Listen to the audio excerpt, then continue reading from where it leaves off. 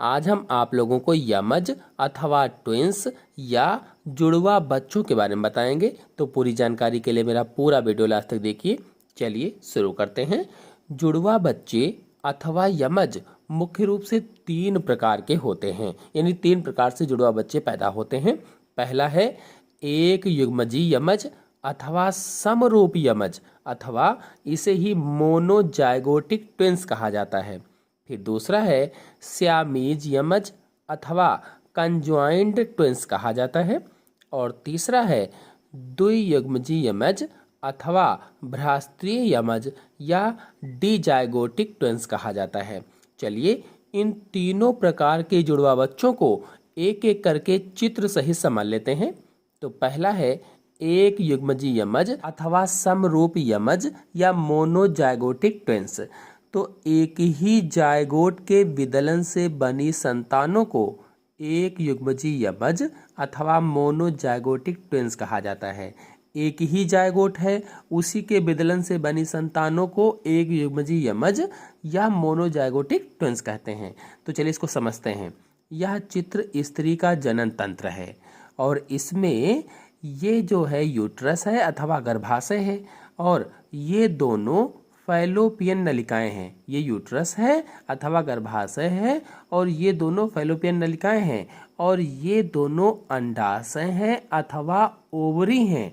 सामान्य अवस्था में इन दोनों अंडाशयों से एक एक अंडा बारी बारी से निकलता है। अगर सामान्य अवस्था देखी जाए तो सामान्य अवस्था में या नॉर्मल में दोनों अंडाशय से एक एक अंडा बारी बारी से निकलता है। जैसे एक अंडा किसी महीने में इस अंडाशय से निकला तो अगले महीने में इधर वाले ने दूसरे वाले अंडाशय से निकलेगा। पहले हम जानते हैं कि सामान्य बच्चा कैसे बनता है। तो नॉर्मल स्थितियों में अंडाशय से एक अंडा निकला और निकलने के बाद इस झालर के द्वारा पकड़ा गया और पकड़ने पर फैलोपियन ट्यूब के अंदर आ गया। इधर शुक्राणु अथवा स्पर्म योनि से होते हुए गर्भाशय और फिर फैलोपियन नलिका में स्थित अंडे तक पहुंचते हैं, और फिर अंडे से शुक्राणु मिल जाता है, यानी निषेचन हो जाता है और जायगोट बन जाता है। फिर जब जायगोट बन जाता है तो इस जायगोट में विदलन शुरू होता है, यानी कोशिकाएं विभाजित होने लगती हैं, विदलन होता है और यहाँ गर्भाशय में आकर गर्भाशय की दीवार से जुड़ जाता है और धीरे धीरे विकास होकर के 9 माह के बाद सामान्य शिशु जन्म लेता है। तो इस तरह से एक सामान्य शिशु जन्म लेता है। अब जुड़वा बच्चों में अगर देखा जाए कि जुड़वा बच्चे कैसे जन्म लेते हैं, तो जुड़वा बच्चों में एक युग्मजी यमज अथवा समरूप की बात की जाए तो जब ओवरी अथवा अंडाशय से अंडा निकला, ओवम निकला और फैलोपियन ट्यूब अथवा फैलोपियन नलिका में आया, अब उधर गर्भाशय से होते हुए जो शुक्राणु है, जो स्पर्म है, वो भी फैलोपियन नलिका की तरफ बढ़ते हैं और कोई एक शुक्राणु जाकर के अंडे को निषेचित कर देता है या अंडे से संलयित हो जाता है, अथवा कह लीजिए कि अंडे से फर्टिलाइज हो जाता है और निषेचन के बाद जायगोट बन जाता है या युग्मनज बन जाता है। अब जब जायगोट बना तो विदलन होगा, अथवा कह लीजिए कि कोशिकाएं विभाजित होगी और विदलन में एक कोशिका से 2 कोशिका में बढ़ता है। इसी समय जब ये 2 कोशिकाओं में बट रहा होता है तो किसी कारणवश पूरी तरह से दोनों अलग अलग कोशिकाएं हो जाती हैं। दोनों कोशिकाएं आपस में ना होकर के जो ब्लास्टोमेर्स हैं वो पूरी अलग अलग हो जाती हैं। मतलब युग्मनज अथवा जायगोट में प्रथम विदलन में जब 2 कोशिकाएं बनी या ब्लास्टोमेर बने तो वे पूर्ण रूप से अलग अलग हो जाते हैं, और इस तरह से यानी जब वो अलग अलग हो जाते हैं तो इन दोनों में अलग अलग विदलन शुरू हो जाता है। जब अलग अलग हो जाएंगे अब उनमें अलग अलग विकास होगा, अलग अलग विदलन होगा, और फिर ये दोनों आकर के गर्भाशय की दीवार से जुड़ जाते हैं और 9 माह के बाद जुड़वा बच्चे पैदा होते हैं।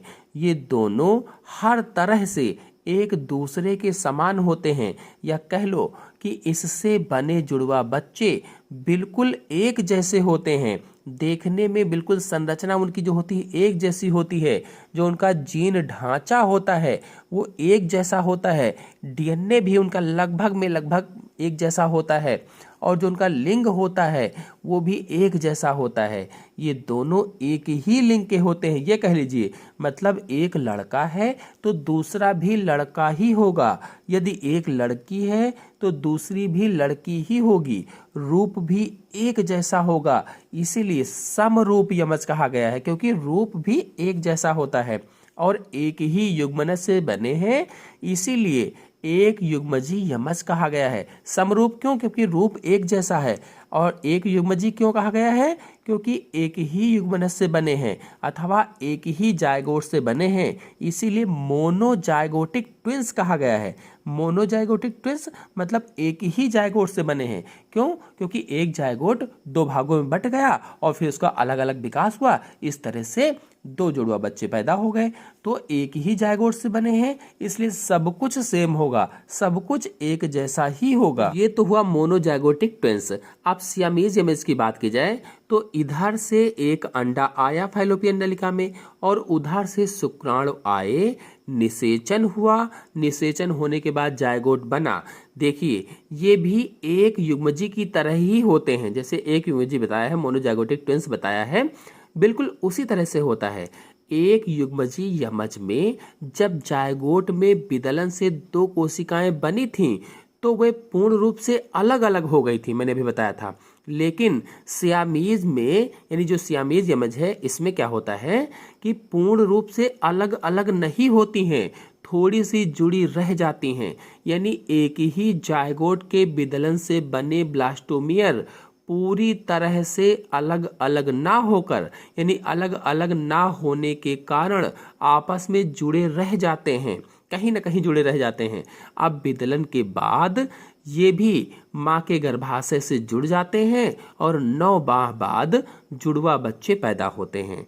अब ये भी बिल्कुल समरूप अथवा एक युग्मजी यमज की तरह ही होते हैं, देखने में एक जैसे होते हैं, जीन ढांचे में एक जैसे होते हैं और इनका लिंग भी एक ही होगा। यानी एक लड़की है तो दूसरी भी लड़की ही होगी, एक लड़का है तो दूसरा भी लड़का ही होगा, हर तरह से एक होंगे, बस केवल आपस में जुड़े होंगे, कहीं न कहीं उनका शरीर आपस में जुड़ा रहता है या जुड़े होंगे, उसे ही सियामीज यमज कहा जाता है या सियामीज ट्विंस कहा जाता है। अब यदि द्वियुग्मजी यमज की बात की जाए या भ्रातृ यमज की बात की जाए या डिजाइगोटिक ट्विंस की बात की जाए तो ये अलग अलग अंडाणुओं के अलग अलग शुक्राणुओं से निषेचन द्वारा बने जायगोट से बनते हैं।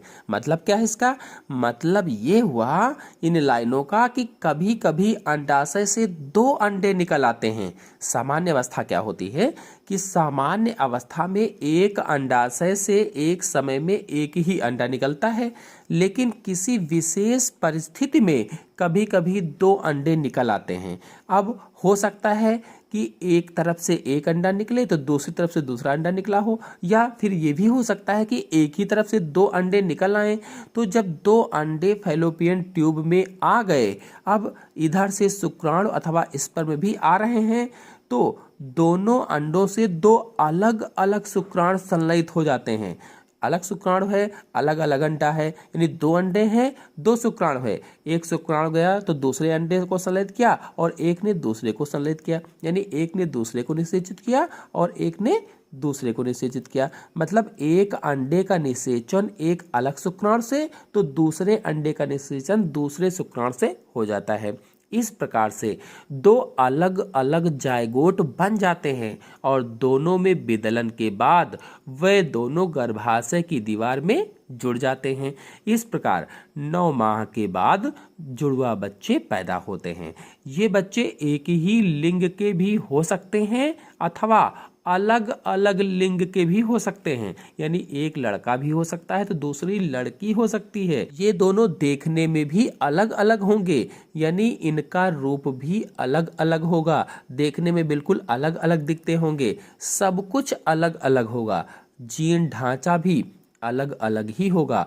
क्योंकि इनका निर्माण अलग अलग शुक्राणुओं द्वारा अलग अलग अंडाणुओं के निषेचन से हुआ है, इसीलिए ये बिल्कुल एक दूसरे के डिफरेंस होंगे, बिल्कुल उसी तरह से जैसे एक भाई और बहन एक माँ से होते हैं, रिश्ता होता है, बिल्कुल सेम वैसे ही अंतर इनमें होगा।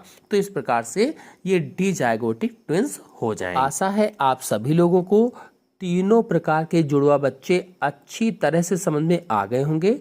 आज के अंक में इतना ही। अगले अंक की जानकारी के लिए मेरे चैनल को सब्सक्राइब कर लीजिए और साथ में बेल आइकन को भी प्रेस कर लीजिए